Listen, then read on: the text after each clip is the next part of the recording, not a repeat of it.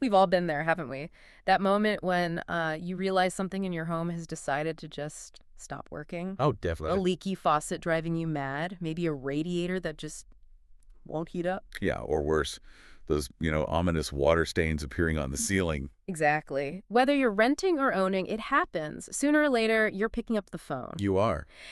And honestly, trying to explain exactly what's wrong, it can feel a bit like, well, like charades sometimes, but with much higher stakes. Absolutely. Yeah. And that communication piece, that's really what we're digging into today. Okay.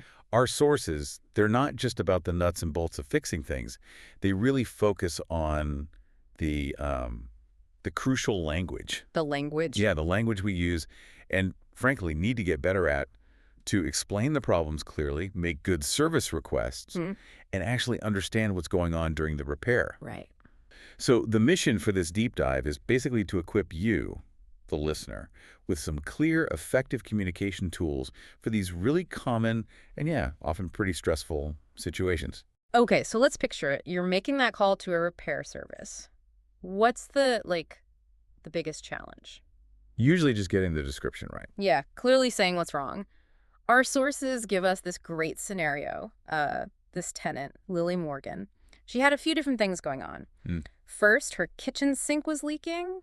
Then she spots water damage on the bathroom ceiling. not good. And then, just to round things off, her living room radiator just wasn't heating up at all. Right. And what's really useful from our sources is seeing how Lily actually described these things. Okay. She didn't just say, my sink's broken.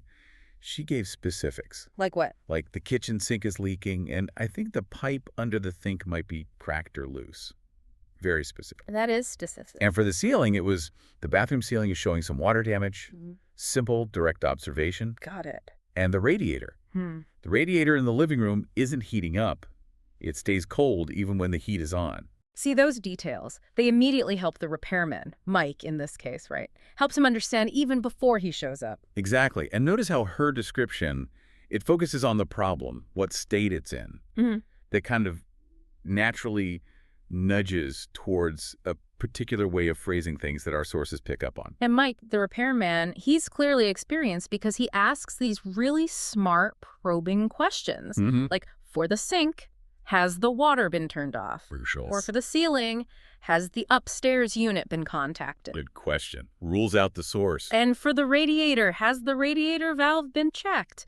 These aren't just random questions. They clarify things, rule out the easy fixes. Saves everyone time. Yeah, guides his next steps. This whole back and forth, it really points to something interesting linguistically, doesn't it? It absolutely does. Yeah. What's fascinating here, and maybe a bit counterintuitive, is how much these conversations rely on, well, the passive voice. The passive voice. Okay, let's unpack that a little. Why is that so useful here? Well, in repair situations, the focus often isn't on who did something. It's more about the action itself, or really the result. Ah. Think about the examples right from the sources. The leak was discovered last night. Right. Doesn't matter who found it. Exactly. Just that it was discovered. Or the pipe might be cracked. The pipe's the focus, not some unknown cracker. Okay, I see. Other examples are things like their shower was repaired, or the water has been turned off, and the radiator valve was checked. So it's all about the object, the problem itself, getting the spotlight. Precisely. You're focusing on the what, not the who. That makes sense for describing what's happened or the state of something. But is there ever a risk? Like, does it sound too formal sometimes? Or could it actually hide important information if, who did something is relevant? That's a really good point. It's about using it smartly. Passive voice is fantastic for observations and results. The ceiling was damaged. The pipe has been replaced. Oh. But maybe when you're explaining what you did, the active voice is better. Like, I turned off the main valve. Right. But once the problem's identified or the repair's done, passive voice is often clearer and more efficient. Kind of removes blame, focuses on the facts. The leak was fixed. Simple. Done. So it's less about formality, more about clarity and focusing on the issue at hand. Exactly. Okay, got it. So let's fast forward. Mike, the repairman, arrives. He takes a look. What did he actually find? Right. So for the kitchen sink, pretty straightforward. He found the pipe has been cracked right at the joint. Ah, the joint. Okay. For the bathroom ceiling, Lily mentioned, the stains were first noticed 2 days ago. Yeah. And Mike could see the paint is peeling and the plaster has been softened by moisture. Oof. Softened plaster. Not great. No. And the radiator. turned out to be something pretty common, especially in older places. The valve was jammed. Just jammed. Yep. Okay, so connecting this back, these findings, they have implications beyond just the immediate fix, don't they? Especially that ceiling damage. Absolutely. With the ceiling, Mike immediately flags the risk. He warns that if it's left untreated, mold could start growing. Right. That's serious. And he stresses a full inspection should be done, maybe checking the unit above. It highlights how a seemingly small issue can point to bigger problems. And the radiator, while it was a quick fix this time, he just adjusted the jammed valve. He also explained why it might happen. The system hasn't been bled in a while, so air gets trapped. Ah, trapped air. That explains it. Yeah, and without that explanation, you might just think the whole radiator's kaput. It shows the value of that clear, expert communication. Definitely. So listening to all this, you really start to see how having the right words, that specific vocabulary is just so important. It cuts through the confusion, It right? really does. Clarity and efficiency. You need the right terms, especially if you're not the expert yourself. So what are some key terms that came out of these sources? Okay, yeah, let's make a little toolkit. Our sources highlighted a few essentials you can use right away. Great. Pipe, obviously the tube for water. Joint, that critical spot where pipes connect, often a weak point. Got it. Valve, the control for the water flow, super important. Mm. Plaster, the stuff on walls and ceilings that gets damaged by water. Okay. Stains, that telltale discoloration from water, or sometimes mold. Right. Radiator, the heating unit itself. Yep. And bled, as in the past tense of bleed. That means removing trapped air from a radiator. Bled the radiator. Okay. So just to circle back to those really useful passive phrases we mentioned, has the water been turned off? The pipe has been cracked. The leak was discovered. The ceiling is showing water damage. The system hasn't been bled. All great for describing things clearly. That's a really practical list. Okay, so the work's done. Now comes the follow-up, maybe talking to the landlord or just understanding the report. How does the repairman communicate what was actually done and what still needs doing? Well, the sources show Mike giving a really clear, concise summary. It's actually a great model for how to communicate results. He tells the landlord, basically, a cracked pipe was replaced under the kitchen sink. Done. The radiator valve was adjusted, and it's heating properly now. Check. Nice and clear. Then for the ceiling, water damage was observed. Fact. And the next steps.